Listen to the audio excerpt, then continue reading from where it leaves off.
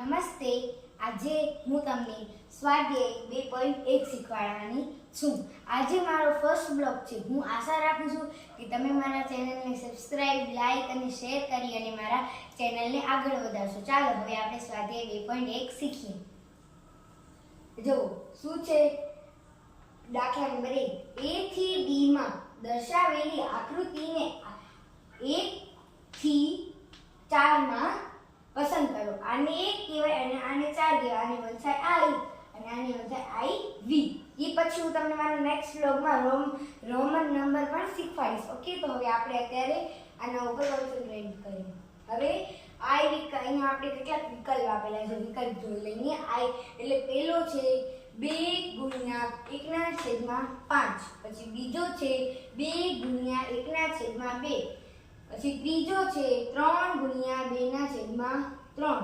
પછી ચોથો છે 3 ગુણ્યા 1/4. એટલું તમને ખબર પડી જાય. જો કોઈને ખબર ન પડે તો તેઓ કોમેન્ટ કરજો અને હું તેમનું સોલ્યુશન જરૂર આપીશ.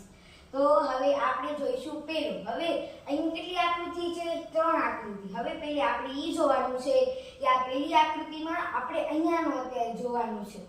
જેનામાં 3 હોય ને આપણે એને સિલેક્ટ કરશું. ઓકે, તો હવે અહીંયા આમાં 3 નથી, આમાંય 3 નથી, આમાં આ બેમાં 3 છે. તો હવે આ બે આપણે જોવાના. આ બે તો નીકળી ગયા. હવે આમાં એમ છે કે 3 એમાં ખાના હોય અને 2 છે ને એમાં રંગ કરેલા હોય. તો આ ઓપ્શન ઈ છે. જો આમાં કેટલી આકૃતિ છે? 1 2 અને 3 આકૃતિ છે અને આમાં બધામાં 2 ખાના રંગ કરેલા છે અને તેનામાં 1 2 અને 3 ભાગ પણ છે. તો પહેલાનો આપણો જવાબ આવશે ટ્રિપલ I, મીન્સ કે 3. ઓકે, હવે આપણે જોઈશું દાખલા નંબર B. આમાં કેટલી આકૃતિ છે આપણી પાસે? 2, બરાબર. હવે 2 આકૃતિ વાળો કયો છે? આ અને આ. જેમાં હવે જો આમાં 5 આકૃતિ નથી, તો હવે આપણે જોઈશું જેમાં 2 આકૃતિ હોય એવી. તો આ 2 આકૃતિ પણ છે અને તેના 2 ભાગ પણ છે.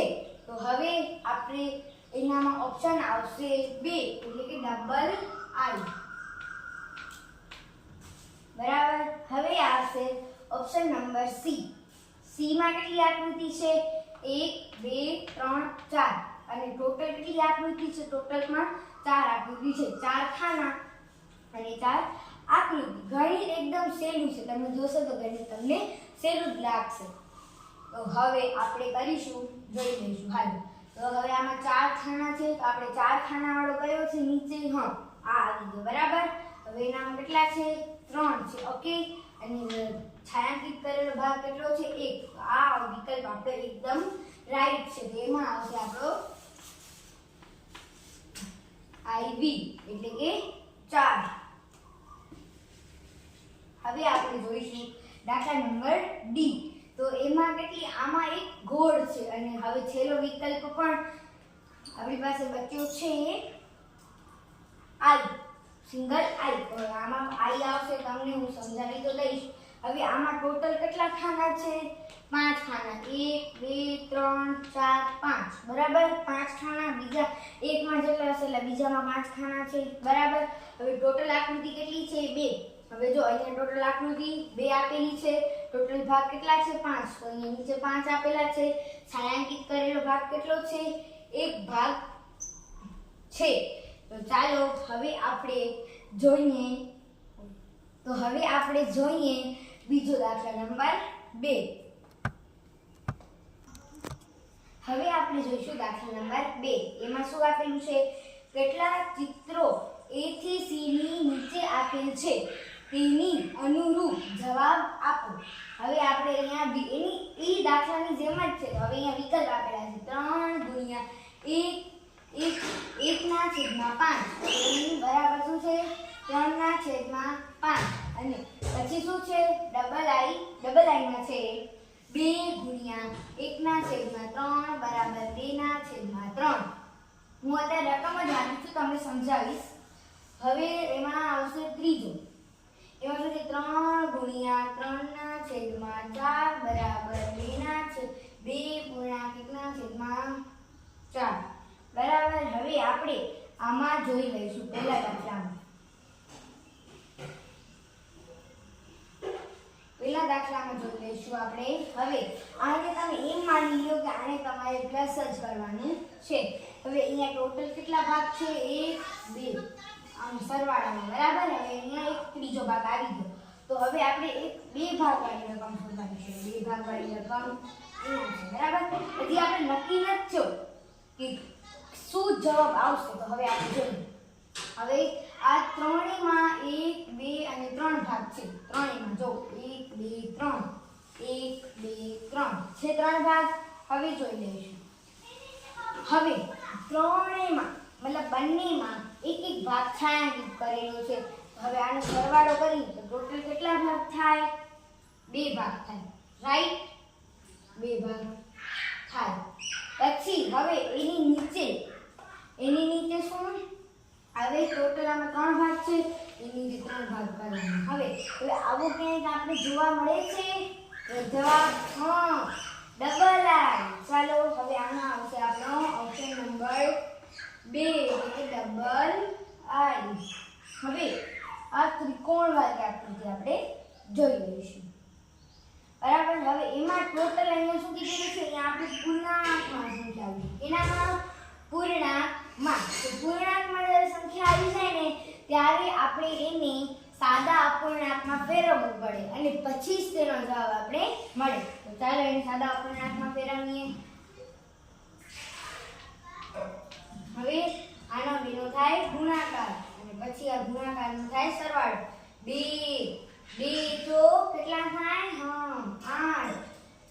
8 ને 1 9 ના છેદમાં 4. તો હવે આપણી રકમ આમાં એમ બની 3 ગુણ્યા 3 ના છેદમાં 4 બરાબર 9 ના છેદમાં 4.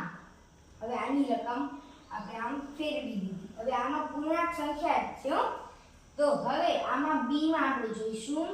b માં આવે છે. b માં જો ટોટલ કેટલા ખાના છે? જોજો 1 2 3 4 ખાના છે. 1 2 3 4 1 2 3 4. આ ત્રણેયમાં 4 4 મતલબ ત્રણેયમાં 4 4 છે. હવે 3 આકૃતિ વાળી કઈ છે? આ બંને છે. હવે એમાંથી આપણે જોવાનું છે. એમાંથી આપણે છાयांकित કેટલા કરે છે? 1 2 3. જો ટોટલ 4 ભાગ છે, એમાંથી આપણે 3 ભાગમાં છાयांकित કરેલો છે. તો જોઈએ હવે 3 વાળી કામ કરી. આ તો કેન્સલ થઈ જશે કેમ કે આની ઉપર 1 છે, ઈ નહીં આવે. હવે બીજો આના ઉપર જો 3 ના છેદમાં 4 ટોટલ 4 છે અને એનો અપૂર્ણાંક પણ 3 છે. એનો જવાબ આપણો આવી જશે ટ્રિપલ આઈ. કેટલો આવી જશે? ટ્રિપલ આઈ. પછી આ જોઈશું. આમાં વધેલો વિકલ્પ આઈ જ આવશે, બટ હું તમને સમજાવું. હવે આમાં ટોટલ કેટલા ખાના છે? 1 2 3 4 ને 5 ખાના છે. 5 ખાનાવાળી આકૃતિ કઈ છે? આ વાળી છે. તો હવે અહીંયા જોઈ લઈશું. બધામાં 5 મતલબ આ ત્રણેયમાં 5 5 ખાના છે અને એક ભાગ એનો છાयांकित કરેલો છે. તો હવે આપણે જોઈશું દાખલા નંબર 3 અને આ સ્વાધ્યાયનો છેલ્લો દાખલો.